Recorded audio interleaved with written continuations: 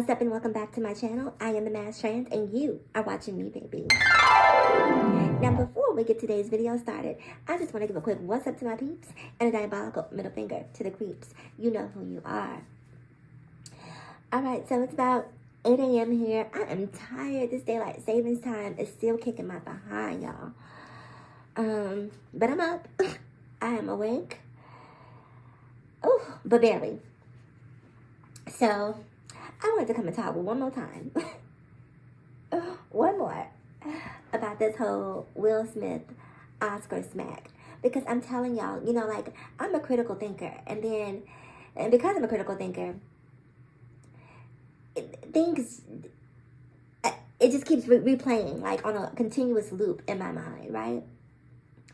And I keep asking myself, like, why would he do that? Like,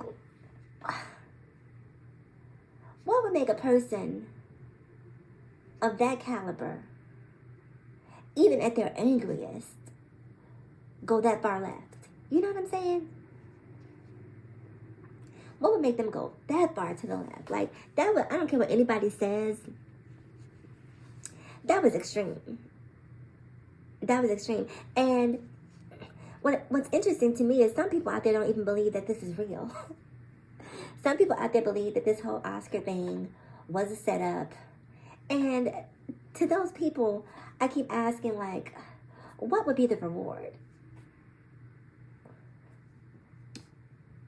Like, if Chris Rock and Will Smith are gonna collude to create this moment, what would be the incentive for them to do so?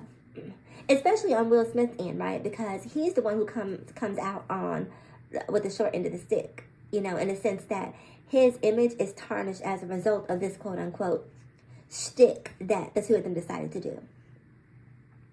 But anyway, yeah, some people believe that it's not real, that it was, you know, staged. And I think those people need to go ahead on down and get them a check because something is wrong with them. But anyway, I digress.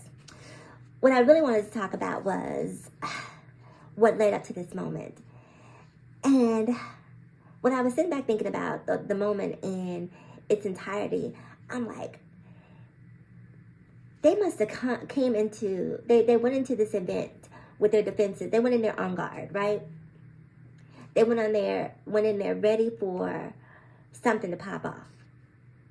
I'm convinced of that. Like, they went in there saying, tonight, we're not going for it. And what I was asking myself was like, what would have put them in defense mode? What kicked them into defense mode? And then a light bulb went off. And I realized that Chris Rock, Chris Rock really took a smack that was intended for someone else. And I know you're probably scratching your brain like, huh? Someone else? Yes, Chris Rock took a smack that was intended for someone else. And I'm going to tell you who that someone else is. That someone else is Laverne Cox.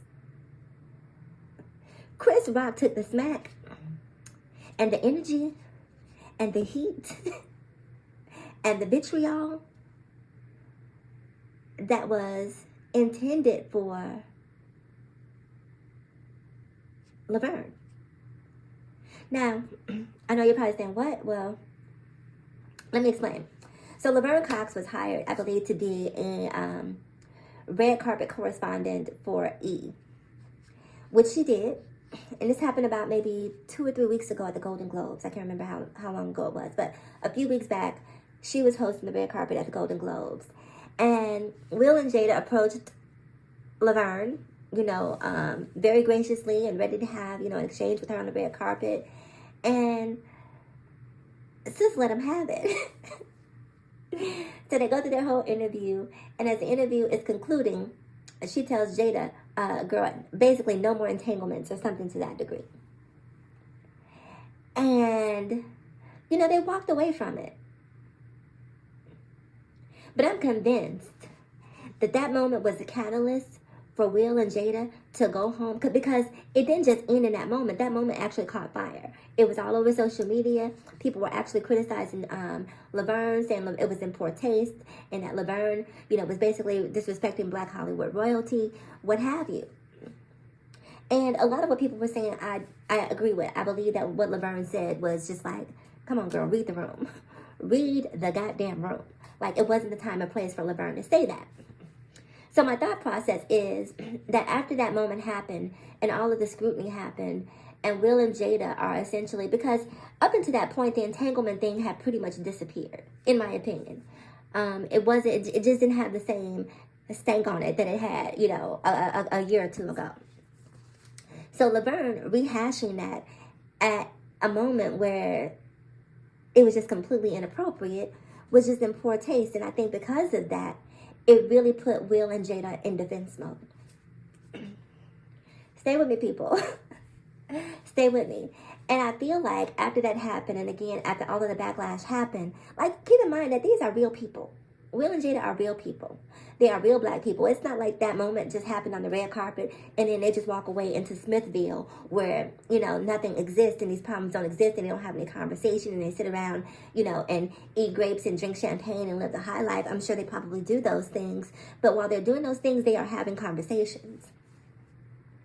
And the conversation is probably like, I can't believe Laverne, disrespected us like this. Now, Laverne said that she had a conversation with them, this, that, and the third, and they accepted the apology. And while that might be true, that they accepted the apology, I don't think that they necessarily forgot what that moment felt like. And so while they're sitting around in Smithville, this is some alternate universe that the rest of us don't have access to, and they're living their best life. They're talking about this incident that happened on the Golden Globes carpet. And I don't know if there was some understanding, like, it went like, if they try us like that again, we're not having it from them. I don't care who it is. What they say, whoever tries us like that again is going to know that we don't play that moving forward. We're going to put these correspondents, these news anchors, whomever we happen to interact, these hosts, we're going to put them on notice that the Smiths don't play that. The Smiths do not play that. And so my thought process is they had that conversation. And again, whether it was spoken or unspoken, I think that the energy that was created from the Laverne Cox incident really, it was bubbling under the surface. And whether it was conscious or unconscious, when they walked into the Oscars and Will was preparing to receive his award, at the same time, he was on guard. He was in defense mode.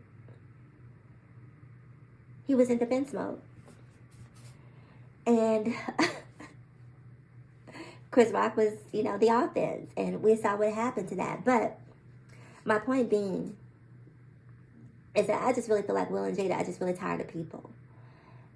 And on one hand, I get them being tired. But on the other hand, I don't understand why they continue to do what they do if they are tired. Because I get it. I definitely get it. Having an entire world up in your business, all the way up in your bedroom, in the most intimate of spaces, like everybody discussing what happens, behind closed doors between consenting adults. Yes, that would feel like a violation to me, if I'm being completely honest.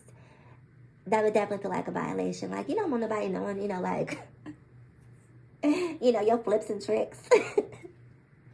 Your oohs and your ahs. You don't want the public all up in that. I'll be honest with you, like, I cannot stand a kisser and a teller. I cannot stand someone who you may have an intimate encounter with, who after it's over goes out and tells people about, what transpired between the two of you. I think that that's so tacky. And that for me is enough for me to never deal with that person again. Ever. Baby, you got a one and a done. You got a one and a done because you run your mouth too much.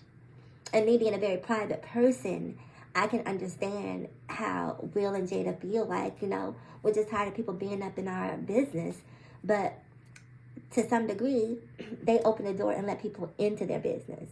And that's where the contradiction comes into play for me. So anyway, like I was saying, Chris Rock is entitled to smack Laverne Cox. Oh, let me stop. I'm playing, y'all. I'm playing.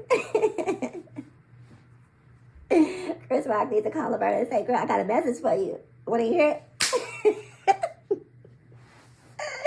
Will and Jada sent you a message, baby.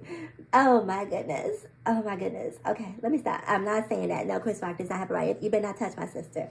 But, again, I really feel like Chris Rock bore the brunt of the energy that was created as a result of Will and Jada's interaction with Laverne at the Golden Globes. That is my opinion. Comment below and let me know what you think or what you feel. Alright, you guys. So that is it for this video. Please do me a huge favor. Like, comment, subscribe, and share if you care. And as always, in closing, ask yourself this one poignant question. Why be bitter when we can be better? So let's be better together. I'm the Mash Trans, and I'll talk to you guys again in my next video. Bye-bye.